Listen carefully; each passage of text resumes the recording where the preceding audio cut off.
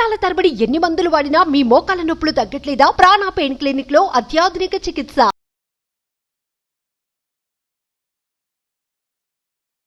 నమస్తే, మీరు చూస్తుంది సుమన్ టీవీ. నేను మీ కీర్తి. అక్టోబర్ 2న సూర్యగ్రహణం ఏర్పడిపోతుంది. భారతదేశంలో ఈ గ్రహణం కనబడుతుందా, కనబడట్లేదా? కనబడితే ఏ ప్రదేశాల్లో కనబడుతుంది? మరిక విదేశీయాల పరిస్థితి ఏంటి? ఈ విషయాలని మనకు తెలియజేయడానికి మనతో పాటు ఉన్నారు ప్రముఖ ఆస్ట్రాలజర్ బ్రహ్మశ్రీ నందిబట్ల శ్రీహరి శర్మ గురువు గారు. నమస్తే గురుగారు. వాగర్థావివ సంపృక్తౌ మాగర్థ ప్రతిపత్తయే జగతః పితరౌ వందే పార్వతీ పరమేశ్వరౌ. సదాశివసమారంభాం శంకరాచార్య మధ్యమాం అస్మదాచార్య పర్యంతం వందే గురు పరంపరాం. ఆదిత్యాయ చ సోమాయ మంగళాయ బుధాయ చ గురు శుక్ర శనిభ్యశ్చ రాహవే కేతవే నమః. శృంగేరి జగద్గురు పీఠాధిపతులకి, కంచి పీఠాధిపతులకి నమస్కారములు తెలియచేసుకుంటూ కార్యక్రమాన్ని ప్రారంభిద్దాం. వీక్షించేటువంటి సుమన్ టీవీ ప్రేక్షకులకి ఈ వీడియో అమూల్యమైనటువంటిది. ఎందుకనంటే చాలామంది ప్రేక్షకుల యొక్క అపోహల్ని తొలగించేటువంటి వీడియో. ప్రధానంగా మనం చెప్పుకోదలిసినటువంటిది ఈ యొక్క అక్టోబర్ 2వ తారీఖు రోజున హస్తానక్షత్రయుక్త ఈ కేతుగ్రస్త సూర్యగ్రహణం అనేటువంటిది మన భారతదేశంలో కనిపించదు. కాబట్టి కనిపించినటువంటి సూర్యగ్రహణానికి సంబంధించినటువంటి నియమాలు పాటించాల్సిన అవసరం లేదు, ఆచారాలు పాటించాల్సిన అవసరం లేదు. నియమాలు అంటే ఏంటమ్మా? సంబంధించి ఒక గ్రహణం ప్రారంభమైనటువంటి ఒక 5-6 గంటల ముందు ఎటువంటి భోజన పదార్థం తీసుకోకూడదు, ఇల్లంతా శుభ్రం చేసుకోవాలి, నిల్వ ఉన్నటువంటి పదార్థాల్లో దర్భపోచలు పెట్టాలి. తర్వాత సూర్యగ్రహణం సమయం పట్టు స్నానము, విడుపు స్నానము చేయాలి. ఆ యొక్క మధ్యకాలంలో ఏ దేవతా మంత్రమైనా ఉపాసన చేసుకోవాలి. తదనంతరం గ్రహణం అయిపోయిన తర్వాత మళ్ళీ ఇల్లంతా శుభ్రం చేసుకోవాలి. దీపారాధన, దేవతామూర్తుల విగ్రహాలు తొలగించుకోవడం, ఇవన్నీ కూడా చేసుకోవాలి. గర్భిణీ స్త్రీలు చూడకూడదు. ఇలాంటి నియమాలు అనేటువంటివి, ఆచారాలు అనేటువంటివి గ్రహణం ఏ ప్రదేశంలో అయితే కనబడుతుందో ఆ ప్రదేశంలో వాస్తవ్యులు, ఆ ప్రదేశంలో నివసించే ప్రజలు పాటించాల్సిన నియమాలు. మన భారతదేశంలో కనిపించదు కాబట్టి ఈ నియమాలు అనేటువంటివి పాటించాల్సినటువంటి అవసరము లేదు. కాబట్టి యథావిధిగా తమ యొక్క దైనందిన కార్యక్రమాలన్నీ చేసుకోవచ్చు. కాకపోతే ఇక్కడ మీకు ఒక క్లారిటీ అనేటువంటిది మీకు తెలియచేస్తాను.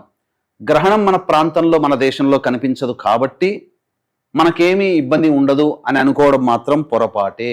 దీనికి కూడా వివరణ అంతా కూడా ఈ కార్యక్రమంలో మీకు తెలియజేస్తాను. అందుకనే విలువైన వీడియో ఆశాంతం వీక్షించండి అని చెప్పడానికి గల కారణం కూడా మన భారతదేశంలో కనిపించకపోయినా దాని ప్రభావం వల్ల ఏ రాష్ట్రాల వారికి ఇబ్బంది పడతారు, ఏ రాష్ట్రాల వారికి యోగం ఉంటుంది అనేటువంటి విషయాల్ని మనం తెలుసుకుందాం. ముఖ్యంగా గమనించుకోవాల్సినటువంటి అంశం ఏంటంటే, మనకు రాదు, మనకు లేదు కాబట్టి మనం ఎవ్వరం కూడా ఇబ్బందులు పడమేమో అనుకుంటారు. కానీ మీ యొక్క ఊహల్ని పటాపంచలు చేసే విధంగా ఇంతకుముందు మన భారతదేశంలో కనిపించినటువంటి సూర్యగ్రహణానికి మరియు మిగతా ప్రాంతాలలో జరిగినటువంటి ఇబ్బందులకి ఏమిటి సంబంధం? కాబట్టి ఇక్కడ గమనించుకోవాల్సినటువంటి అంశం ఏంటంటే, క్లుప్తంగా మీకు తెలియచేస్తాను. ఈ గ్రహణాలు అనేటువంటివి, భూకంపాలు అనేటువంటివి, గ్రహణాలు ముఖ్యంగా గ్రహణాలు, కామెట్స్ అంటే తోకచుక్కలు కనిపించడం, ఈ గ్రహణాలు కామెట్స్ అనేటువంటివి ఆకాశంలో ఎప్పుడైతే జరుగుతాయో ప్రపంచవ్యాప్తంగా ఈ యొక్క నివసిస్తున్నటువంటి కొన్ని ప్రదేశాలలో కొన్ని ఇబ్బందికర పరిస్థితులు అనేటువంటివి జరుగుతాయి. ఏ ప్రదేశాలలో ఈ యొక్క గ్రహణం ఏర్పడుతుందో మనం చూసుకుందాం. ముఖ్యంగా మనకి ఇంతకు ముందు ఏర్పడినటువంటి ఈ యొక్క చంద్రగ్రహణం కూడా అమెరికా, మొత్తం కామన్ ఎఫెక్ట్ అయినటువంటి కంట్రీ ఏదంటే అమెరికా కంట్రీ. కాబట్టి సూర్యగ్రహణము, చంద్రగ్రహణం అమెరికాలోనే కనిపిస్తుంది. సౌత్ అమెరికా, నార్త్ అమెరికా మొత్తం ఈ చంద్రగ్రహణం, సూర్యగ్రహణం కూడా. తర్వాత Brazil, Mexico, Peru, New Zealand, Canada, Australia పార్షియల్గా, న్యూజిలాండ్, అలాగే అర్జెంటీనా, చిలీ, పరాగ్వే, ఉరుగ్వే, ఈ దేశాలలో ప్రధానంగా ఈ సూర్యగ్రహణం కనిపిస్తుంది. కాబట్టి ఈ దేశాలలో నివసించేటువంటి భారతీయులు ఎవరైతే ఉంటారో వాళ్ళు ఆచార నియమాలు పాటించాలి. ఎందుకంటే ఇతర దేశస్తులు వాళ్ళకు ఈ యొక్క సూర్యగ్రహణం అది ఒక ఆకాశంలో అద్భుతంగా చూస్తారు తప్ప దీన్ని ఒక శాస్త్రీయంగా ఆలోచన చేసేటువంటి విధానం మన భారతీయులకు ఉంది. కాబట్టి ఈ దేశాలలో నివసించే అనగా America, Brazil, Mexico, Peru, New Zealand, Canada, Australia, New Zealand, అలాగే అర్జెంటీనా, చిలీ, పరాగ్వే, ఉరుగ్వే, ఈ దేశాలలో నివసిస్తున్నటువంటి భారతీయులు మాత్రము ఈ యొక్క గ్రహణ సంబంధించినటువంటి పట్టు విడుపు నియమాలు, గ్రహణ సంబంధించినటువంటి ఆచార నియమాలు ఇంతకుముందు చెప్పుకున్నట్టుగా అవన్నీ పాటించి తీరవలసిందే. మన భారతదేశంలో కనిపించదు కాబట్టి భారతదేశంలో పాటించాల్సినటువంటి అవసరం లేదు నియమాలు, ఆచారాలు. అయితే మనకు అదర్ కంట్రీస్ లో ఏ టైమింగ్స్ లో ఉంటుందంటే ఒక్కొక్క కంట్రీ ఒక్కొక్క టైం జోన్ లో ఉంటుంది కాబట్టి కామన్ గా మనం తీసుకునేటువంటిది మనం చూసుకున్నట్లయితే మధ్యాహ్నం 3:42 నుంచి ప్రారంభమై రాత్రి 9:47 వరకు ఉంటుంది. అంటే సుమారు 6 గంటల వరకు ఉంటుంది. ఇక్కడ ఒక విచిత్రం ఏంటనంటే గమనించాల్సినటువంటి వీక్షించేటువంటి ప్రేక్షకులు కూడా సూర్యగ్రహణం ఎప్పుడు కూడాను సూర్యుడు ఉన్నటువంటి సమయంలోనే, చంద్రగ్రహణం ఎప్పుడు కూడాను చంద్రుడు ఉన్నటువంటి సమయంలోనే. కానీ ఈ యొక్క అక్టోబర్ 2వ తారీఖు రోజున ఏర్పడేటువంటి సూర్యగ్రహణం అనేటువంటిది మనకు మధ్యాహ్నం 3:42 ప్రారంభమై రాత్రి 9:47 వరకు, అంటే చంద్రోదయం అయిన తర్వాత కూడా ఈ యొక్క సూర్యగ్రహణం ఉంది. అంటే అసాధారణమైనటువంటి సూర్యగ్రహణము. ఈ అసాధారణమైనటువంటి సూర్యగ్రహణం ఎప్పుడైతే వస్తుందో అది ప్రకృతిలో కూడా అసాధారణమైనటువంటి సంఘటనలు జరుగుతాయి. అందుకనే మనం ఇంతకుముందు చెప్పుకున్నట్టుగా ఈ యొక్క అమెరికా మోస్ట్ ఎఫెక్టెడ్ కంట్రీ కాబట్టి, కెనడా కూడా, కాబట్టి మెక్సికోలో అంటే సూర్యగ్రహణం చంద్రగ్రహణం ఈ భాద్రపద మాసంలో వచ్చినటువంటిది అమెరికా కెనడా ఈ 2 దేశాలలో అనగా మెక్సికోలో ప్రారంభమైనటువంటి హెలిన్ తుఫాను అమెరికా ఇన్ఫర్మేషన్ అందింది. 530 కిలోమీటర్ల వేగంతో ఎప్పుడూ చవి చూడనటువంటి ప్రకృతి విపత్తు అక్కడ అమెరికా ప్రాంతంలో, ఫ్లోరిడా ప్రాంతంలో ఆ ప్రాంత వాస్తవ్యులు ఎదుర్కొంటున్నారు. ప్రకృతి విపత్తులు వస్తాయి. ఇంకా చెప్పాలి అని అంటే నవంబర్ మాసంలో, నవంబర్ ఎండింగ్ లో భూకంపాలు వచ్చే అవకాశం ఉంది గ్రహాల యొక్క స్థితిగతులను బట్టి.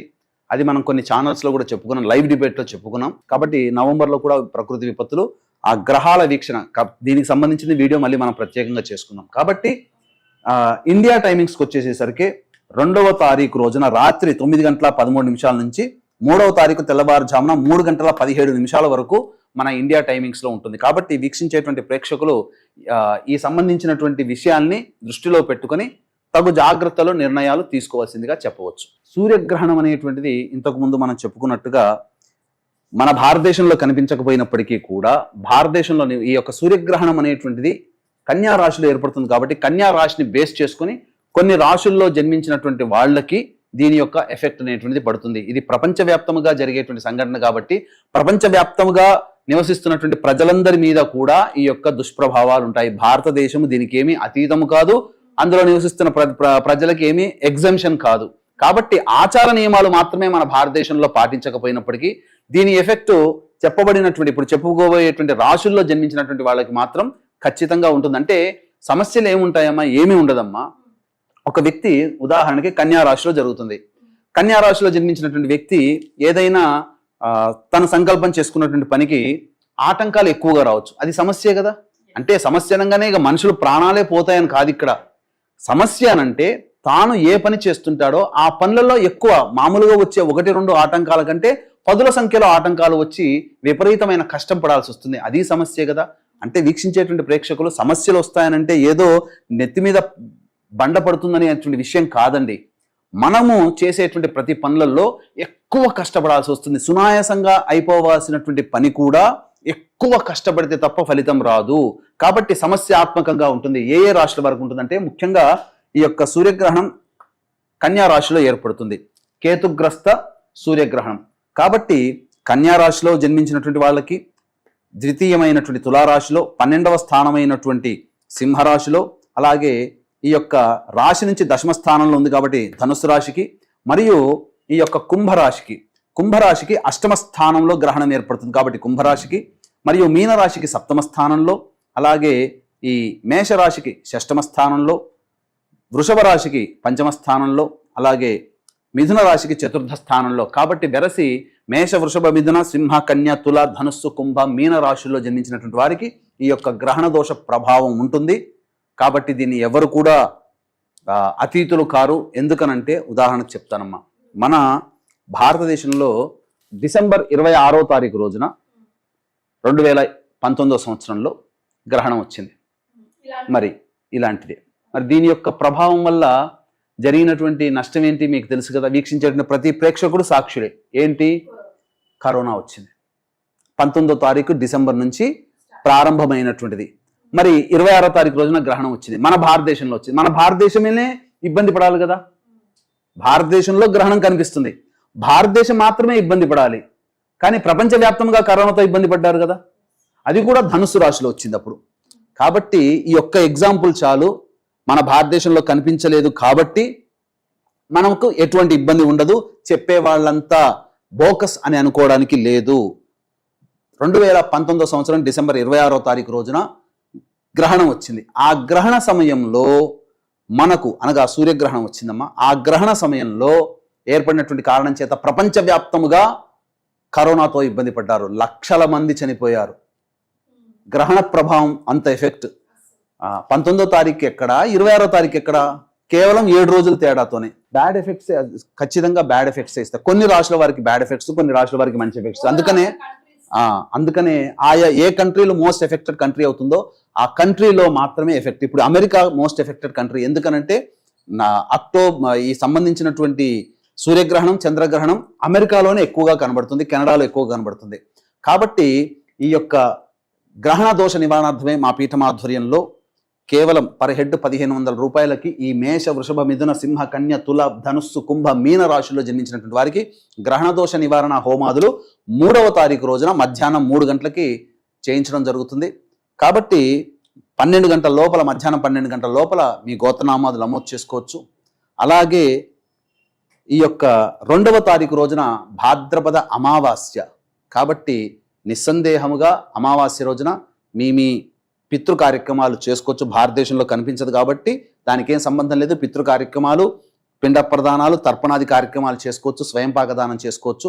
అవకాశం ఉంటే మా పీఠం ఆధ్వర్యంలో ఆ 2వ తారీఖు రోజున పిండ ప్రదాన కార్యక్రమం, తర్పణాది కార్యక్రమాలు మీ యొక్క గతించినటువంటి తల్లిదండ్రుల యొక్క గోత్రనామాదులతో పేర్లతో తల్లి తరపు 3 తరాలు, తండ్రి తరపు 3 తరాలతో చేయించడం జరుగుతుంది. దానికి సంబంధించినటువంటి రుసుము కార్యక్రమ తదనంతరం కాంటాక్ట్ చేసి పూర్తి వివరాలు తెలుసుకోవచ్చు. కానీ గ్రహణ దోష నివారణార్థమై మేష వృషభ మిథున సింహ కన్య తుల ధనుస్సు కుంభ మీన రాశుల్లో జన్మించినటువంటి వారికి పర్ హెడ్ 1500 రూపాయలకి ఈ యొక్క గ్రహణ దోష నివారణ హోమాది కార్యక్రమాలు చేయించడం జరుగుతుంది. ఈ మధ్య మనం అనేక ప్రసార మాధ్యమాలలో గనక చూసినట్లయితే 100 సంవత్సరాల కిందట వచ్చినటువంటి ఈ గ్రహణం అని, కాదు 1000 సంవత్సరాల కిందట వచ్చిందని చెప్పి, ఇట్లాంటి గ్రహణం 1000 సంవత్సరాల కిందట వచ్చింది మళ్ళీ ఇప్పుడు రాలేదని, కాదు ఇంకా 3000 సంవత్సరాలు అయిపోయింది, 3000 సంవత్సరాలు దాటిపోయింది, క్రీస్తు పూర్వం, క్రీస్తు శకం అని అన్నట్లుగా పరిపరి విధాలుగా కన్ఫ్యూజ్ చేస్తున్నారు. కాబట్టి మీకందరికీ కూడా మీ యొక్క అనుమానాలకి, సందేహాలకి, మీరు ఇప్పటి వరకు అనుకున్నది 1000 సంవత్సరాల కిందట వచ్చింది, 100 సంవత్సరాల కిందట వచ్చింది, మళ్ళీ ఇప్పుడు వస్తుంది అని అనుకునేటువంటి వాళ్ళకందరికీ కూడా కనువిప్పు కలిగేలాగా మీకు కొన్ని విషయాలు నర్మగర్భంగా కాదు, మీకందరికీ కూడా వాస్తవాలు మీకు తెలియచేస్తాను. 7 సెప్టెంబర్ 2006లో ఖండాగ్రాస సూర్యగ్రహణం అనేటువంటిది ఏర్పడింది. మీరు కనుక గూగుల్లో కనుక వెతుక్కుంటే 2006వ సంవత్సరం సెప్టెంబర్ 7, ఇదే భాద్రపద మాసం. కాబట్టి సందేహమే లేదు, 2006కి 24కి ఎంతమ్మా? 18 సంవత్సరాలు. కాబట్టి ఇక్కడ గమనించుకోవాల్సింది 18 సంవత్సరాల కిందట ఇదే భాద్రపద మాసంలో ఈ యొక్క చంద్రగ్రహణం అనేటువంటిది ఏర్పడింది. ఇక ముఖ్యంగా భాద్రపద మాసంలో, ఈ భాద్రపద మాసంలో సంపూర్ణ చంద్రగ్రహణం, సంపూర్ణ సూర్యగ్రహణం అనే పాక్షిక చంద్రగ్రహణం, సంపూర్ణ సూర్యగ్రహణం ఏర్పడింది. అంటే ఒకే మాసంలో 2 ఉన్నాయి. అంటే చాలా మందికి మనకు బయట వినిపిస్తున్నటువంటి మాట ఏంటంటే ఒకే నెలలో, అందున భాద్రపద మాసంలో, అంటే భాద్రపద మాసం అంటే పితృపక్షాలు, మహాలయం కదా, అంటే కలుపుకుంటుంది, లయం చేసుకుంటుంది అనే భావనతో మనకు చెప్పి ఉన్నారు. చాలా మంది చెప్తున్నారు. ఇప్పుడు అంతా బయట ఏ ఇన్స్టాగ్రామ్ లో చూసినా, ఏ ఫేస్బుక్ లో చూసినా 1000 సంవత్సరాలు, 100 సంవత్సరాల కింద వచ్చింది, అందున ఈ భాద్రపద మాసంలో చంద్రగ్రహణం, సూర్యగ్రహణం ఒకేసారి రావడం అనేటువంటిది 1000 సంవత్సరాల కిందట వచ్చిందని అంటున్నారు. కానీ ఇది కూడా అవాస్తవం. మీరు కావాలనుకుంటే ఇప్పుడు చెప్పబోయేటువంటి డేట్స్ లో కనుక గూగుల్లో వెతుక్కుంటే మీకు తెలుస్తుంది. 5 సెప్టెంబర్ 1941 సంవత్సరంలో కేతుగ్రస్త చంద్రగ్రహణం ఏర్పడింది. అలాగే 21 సెప్టెంబర్ 1941లో రాహుగ్రస్త సూర్యగ్రహణం, ఇదే భాద్రపద మాసంలో పౌర్ణమి రోజున చంద్రగ్రహణం, అలాగే భాద్రపద మాసం అమావాస్య రోజున సూర్యగ్రహణం ఏర్పడింది. కాబట్టి వీక్షించేటువంటి ప్రేక్షకులు ఎవ్వరూ కూడా మిస్లీడ్ కాకూడదనే ఉద్దేశంతో వాస్తవాన్ని మీకు తెలియజేస్తున్నాను. కాబట్టి ఇందులో ఏమాత్రం సందేహం లేదు. 1941 అనగా 82 సంవత్సరాల క్రిందటనే ఇదే భాద్రపద మాసంలో చంద్రగ్రహణం, సూర్యగ్రహణం 2 ఏర్పడ్డాయి. మళ్ళీ 80 సంవత్సరాల తర్వాత ఇప్పుడు ఏర్పడుతుంది. అంతే తప్ప 1000 సంవత్సరాలు 100 సంవత్సరాల కిందట ఏర్పడింది, మళ్ళీ ఇప్పుడు ఏర్పడుతుంది, ఏదో ప్రకృతి విపత్తులు జరుగుతాయంటే చెప్పుకోదగినటువంటి చారిత్రాత్మకమైనటువంటి విపత్తులు అంటూ ఏమీ జరగవు. కానీ కొంత నష్టం మాత్రం సమాజానికి ఉంటుంది. ఈ చెప్పబడినటువంటి రాశులు మేష, వృషభ, మిథున, సింహ, కన్య, తుల, ధనుస్సు, కుంభ, మీన రాశుల్లో జన్మించినటువంటి వారికి మాత్రం సమస్యాత్మకంగా సమస్యలు ఎక్కువగా ఉంటాయి. వాళ్ళు చేసే ప్రయత్నంలో ఆటంకాలు ఎక్కువగా వస్తుంటాయి, చికాకులు ఎక్కువగా ఉంటుంటాయి, ధన నష్టం జరుగుతుంది, కుటుంబ సమస్యలు వస్తాయి. ఇట్లాంటి చిన్న చిన్న సమస్యలు అధికమవుతాయి తప్ప జీవితంలో చేరుకోలేనంత ఇబ్బందులు మాత్రం ఎవరికి కలగవు. అటువంటి అపవాదులు నమ్మకండి. ప్రపంచమేమి భూకంపాలు వచ్చి ప్రపంచమంతా సృష్టి లయమైపోదు. అందరం కూడా ఉంటాము. ఈ సెప్టెంబర్ తర్వాత కూడా అక్టోబర్ 2వ తారీఖు తర్వాత కూడా అందరం కూడా దసరా పండుగ, దీపావళి పండుగ, సంక్రాంతి అన్ని ఆనందంగా చేసుకుంటాం. అందులో ఏమాత్రం మీరు కూడా సందేహపడాల్సిన అవసరం లేదు. కాకపోతే చెప్పబడినటువంటి మేష, వృషభ, మిథున, సింహ, కన్య, తుల, ధనుసు, కుంభ, మీన రాశుల్లో జన్మించినటువంటి వారికి మాత్రం సమస్యలు వస్తాయి. కాబట్టి అవకాశం ఉన్న వాళ్ళు మా పీఠం ఆధ్వర్యంలో కేవలం పర్ హెడ్ 1500 రూపాయలకి ఈ యొక్క సూర్యగ్రహణ దోష నివారణ హోమాదులు జరిపించడం జరుగుతుంది. అవకాశం ఉన్న వాళ్ళు కార్యక్రమ తదనంతరం కాంటాక్ట్ చేసి పూర్తి వివరాలు తెలుసుకోవచ్చు. ఎస్, చాలా మంది డౌట్స్ ని పటాపంచలు చేశారు గురుగారు. చాలా సంతోషం. నిజంగా చాలా ఇంపార్టెంట్ వీడియోనే ఇది మా అందరికి. అయితే ఎలాగో డిస్టర్బెన్స్ ఈ రాసుల వారికి ఉంటుంది అని అన్నారు కాబట్టి హోమ్ రెమెడీస్ గా మేమైనా చేసుకునే అవకాశం ఉంటుందంట? చేసుకోవచ్చమ్మా. ఇటువంటి వారికి ఏంటంటే ప్రధానంగా మనకు ఇండియా టైమింగ్స్ లో, అంటే మన ఇది జరిగేది వేరే కంట్రీస్ లో కాబట్టి ఇండియా టైమింగ్స్ లో కనుక చూసుకుంటే మధ్యాహ్నం 3 గంటల సంబంధించి చూసుకుంటే రాత్రి 9:13 నుంచి తెల్లవారుజామున 3:17 అంటే ఇదంతా కూడా రాత్రి పడుకునేటువంటి సమయం కాబట్టి పట్టు విడిపి స్నానాలు ఏమీ చేయనవసరం లేదు. కాకపోతే భగవంతుడి మీద భగవంతుడి యొక్క అనుగ్రహం కలగాలని ఉంటే మాత్రం ఈ 9:15 నుంచి 3:15 వరకు మాత్రం ఇష్టదేవత మంత్రారాధన చేసుకోండి. లలిత సహస్రనామం, విష్ణు సహస్రనామం, శివ సహస్రనామం, సుబ్రహ్మణ్య సహస్రనామం, ఇలా మీకు ఏ దేవత ఇష్టమైతే ఆ దేవత సహస్రనామ పారాయణం కానీ, స్తోత్రాలు కానీ, లేదా మీ గురువు గారు ఇచ్చినటువంటి మూలమంత్ర జపము కానీ, కవచ పారాయణం కానీ వీలైనన్ని సార్లు ఇది చేసుకోండి. మన ఈ యొక్క అదర్ కంట్రీస్ లో ఉండే సమయానికి మన భారతదేశానికి సంబంధించి కన్వర్ట్ చేసుకుంటే టైం అనేటువంటిది ఇది ఉంది. కాబట్టి తెల్లవారుగానే లేచి కాలకృత్యాదులు తీర్చుకొని, అనగా ఈ సంబంధించినటువంటి 3వ తారీఖు రోజున, మనకు 3వ తారీఖు అక్టోబర్ 2వ తారీఖు బుధవారం అయింది, 3వ తారీఖు గురువారం అవుతుంది అనుకుంటా. సంబంధించి గురువారం రోజున మీరు దగ్గరలోని శివాలయానికి చేరుకొని నవగ్రహాల చుట్టూ శివాయ నమః అంటూ 27 ప్రదక్షిణలు చేసి, తదనంతరం ఆ యొక్క ఈశ్వరునికి పేరు మీద ఈ మేష, వృషభ, మిథున, సింహ, కన్య, తుల, ధనుస్సు, కుంభ, మీన రాశుల్లో జన్మించినటువంటి వారు ఆ ఈశ్వరుడికి అభిషేకము జరిపించి, అర్చన జరిపించి, అక్కడ ఉన్నటువంటి బ్రాహ్మణుడికి ఒక రాగి పాత్రలో కానీ లేదా మట్టి పాత్రలో కానీ గోధుమలు, తర్వాత బియ్యము, తర్వాత ఉలువలు, ఎందుకంటే కేతుగ్రస్తం కాబట్టి ఇవి 3 కూడాను పెట్టి అందులో సూర్య ప్రతిమ, చంద్ర ప్రతిమ, సూర్య ప్రతిమ గోధుమల్లో, చంద్ర ప్రతిమ బియ్యములో, అలాగే నాగ ప్రతిమ ఉలువల్లో, ఇవన్నీ కూడాను దక్షిణతో సహా ఆ బ్రాహ్మడికి దానం చేసి సంకల్పం చెప్పుకుంటే ఈ యొక్క దోషమంతా కూడా తొలగిపోతుందమ్మా. అందులో ఏ మాత్రం సందేహం లేదు. లేదా ఈ బ్రాహ్మణుడికి అవన్నీ సమర్పించుకోలేనటువంటి వాళ్ళు 2వ తారీఖు రోజున రాత్రి ఈ సమయంలో 9:15 నుంచి 3:15 మధ్య కాలంలో కొద్దిగా ఒక బకెట్ లో 3 బకెట్లు తీసుకొని 3 కూడా కొద్దిగా ఇంత చిన్న బెల్లం ముక్క వేస్తే కరిగిపోతుంది.